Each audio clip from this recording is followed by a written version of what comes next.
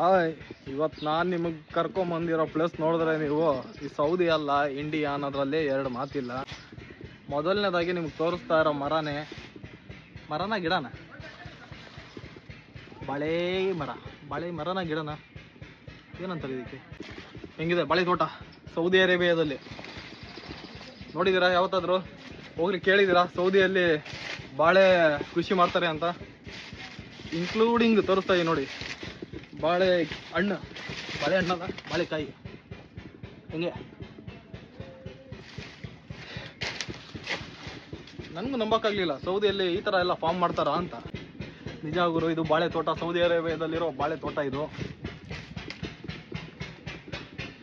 ಮತ್ತೇನು ಬೇಕು ನಿಮಗೆ? ಮತ್ತೆ ಯಾವ ಮರ ತೋರಿಸ್ಬೇಕು ಹೇಳಿ? ಇಂಥ ಮರ ತೋರಿಸ್ಬೇಕು ಅಂತ ತೋರಿಸ್ಬಿಡ್ತೀನಿ ಇದರಲ್ಲಿ. ಇಷ್ಟು ದಗೆ ಇದ್ರೆ ಏನು ಮಾಡ್ತೀವಿ ಹೇಳಿ ನಾವು? ಸ್ಪೆಕ್ಸ್ ತೆಗಿಯೋದು, ಕ್ಯಾಪ್ ತೆಗಿಯೋದು, ಹೋಗ್ತಾ ಇರೋದು ಕಾಲೇಜರು.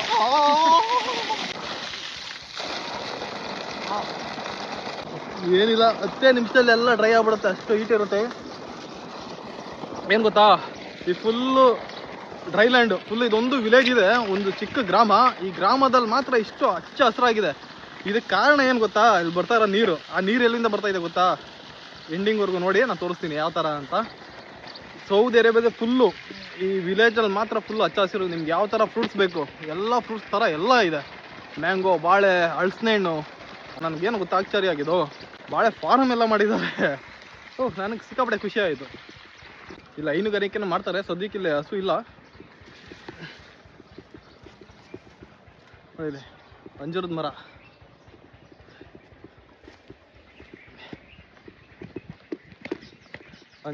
ನೋಡಿ. ಇದು ಬಿಡಿ, ಇದು ಮ್ಯಾಂಗೋ ಮರ. ಇದು ಬಾಳೆ ನೋಡಿದ್ರೆ, ಮಾವು ನೋಡಿದ್ರೆ, ಇವಾಗ ಇನ್ನೊಂದು ತೋರಿಸ್ತೀನಿ ನೋಡಿ.